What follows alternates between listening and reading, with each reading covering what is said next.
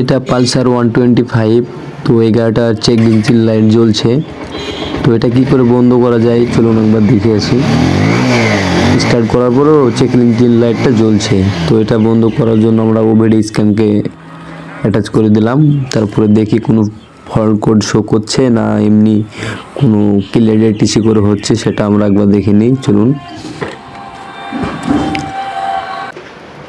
চাবিটাকে on করে দেওয়ার পরে একবার রেড ডিটিসি,